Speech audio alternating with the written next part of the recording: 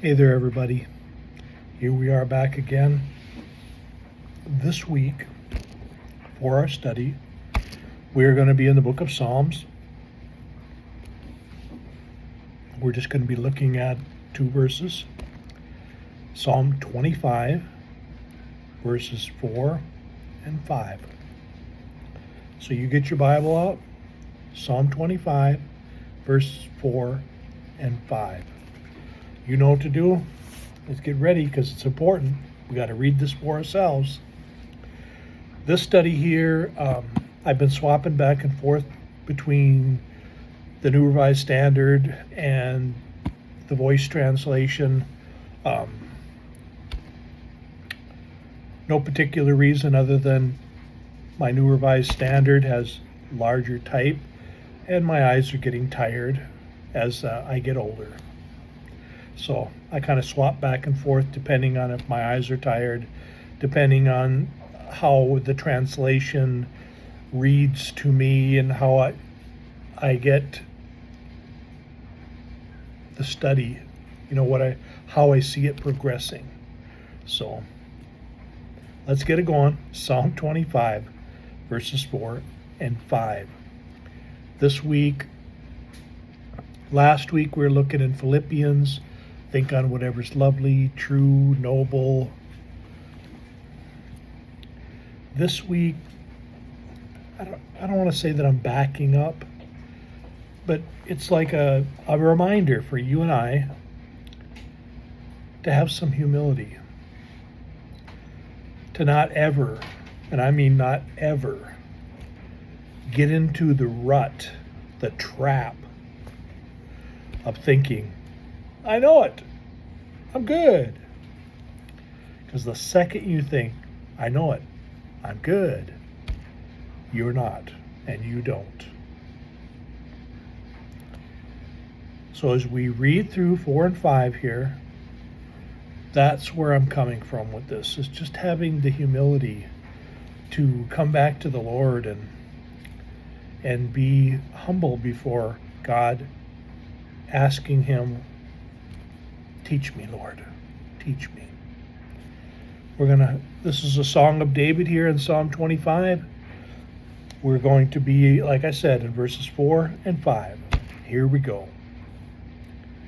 Demonstrate your ways, O Eternal One. Teach me to understand, so I can follow. That's verse 4. It's really moving to me as I read this over before today. Demonstrate your ways, O Eternal One. Not coming with this attitude of, okay, you do this, and we come to the Lord saying, show me. Show me like I don't know anything. Demonstrate your ways, O Eternal One. Teach me to understand so that I can follow.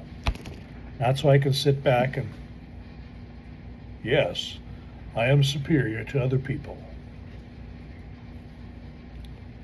Coming to the Lord with humility.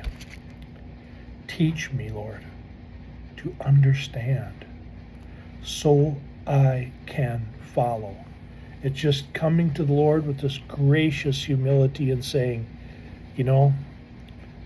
if you don't teach me on my own, I am not going to be able to follow. I'll be able to do things, and I might even think I'm pretty smart. But I can't follow you, Lord, unless you teach me to understand.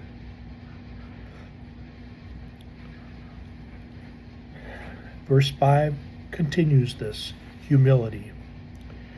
Ease me down the path of your truth. I really like how that's phrased here. Ease me down the path of your truth. And not that it makes God less, it certainly does not. For me, this really helps me to understand. You need God to ease you down the path of his truth. Not rushing it, not, hey, we're going to take this test. Did you pass? Did you fail? No. Lord, ease me down the path of your truth.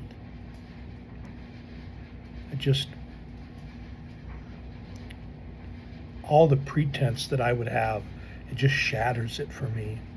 Shatters it. The psalm goes on, feed me your word. Again, remember Jesus said that we need to come as a little child. And here in the Psalms, ease me down the path of your truth. Feed me your word. You feed me, Lord.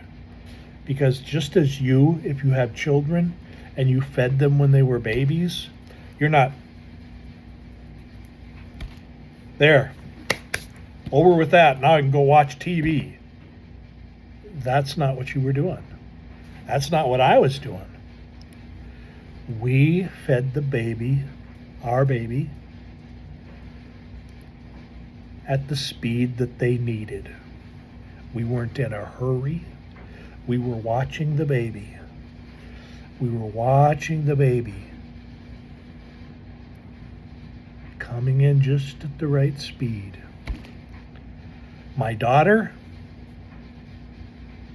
her speed. She loved fruits and vegetables, and if you weren't like on it, she was, Now my son, way different. He was just like, hey, it's okay. Here you go. Here you go. Just two different individuals. And it is wonderful to be my age and to look back and remember them as those babies. How different that they were from each other, and yet how they were showing me, hey, Dad, this is me. And that's what we're seeing here. I really want you to see that for yourself.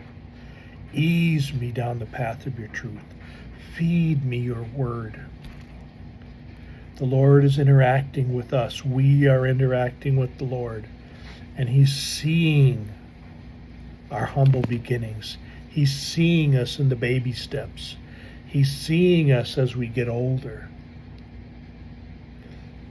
And don't forget, you and I, we're seeing the Lord as he walks with us, as he eases us down the path of his truth, as he feeds us his word. And the psalmist continues, because you, Lord, are the true God who has saved me. No illusions, no big trying to, suck up to God or anything like that. It's just being honest. You are the true God who has saved me. Like, there is no doubt. And the psalmist, one last phrase here. I wait all day long, hoping and trusting in you. Not my intellect, not the internet, not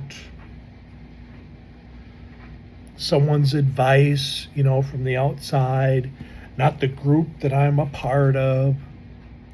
Lord, I'm waiting all day long, hoping and trusting just in you. And yes, God can use people to teach us, to comfort us, to encourage us. But our attitude, our heart, this humility, Lord, no pretense here. I need you to teach me. I need you to feed me. I need to know how to follow. Please ease me down the path of your truth. Feed me your word. You are the true God. You have saved me. And I know that I need to wait all day long, hoping and trusting just in you. That humility. And so for the rest of this week, till we come to the study again next week, you and I, we just need to come humbly before the Lord every single day, several times a day, if that's, how you're led. The Lord will tell you. We don't got to make no appointment with the Lord. I mean, He's available. But taking that time, think about your phone, your cell phone. You get that little notice like at the end of the week, your average screen time was ... so many hours a day. Okay. How much face-to-face time do you have? How much face-to-face time do I have with God? That's what this is about, that humility of saying, yeah, all this stuff on the phone and life in general around me, maybe a TV show, a movie, whatever. Yeah, I like all that stuff. Who I need, Lord, is you. Take that time this week. If you find yourself, you jumped into a day and you haven't got there yet, don't beat yourself up. Just come, read these verses again for yourself, Psalm 25, 4 and 5. And you'll remember this humility that we talked about here today, right now. And you'll hear the song of the Lord singing within your heart and soul. And the Lord will say, I'm so glad you took the time. I love being with you. How many people do you have in your life that say that mean it to you? No matter where you're at, no matter who you are, the Lord means it all the time, 24/7. You can count on that. I will see you again next week.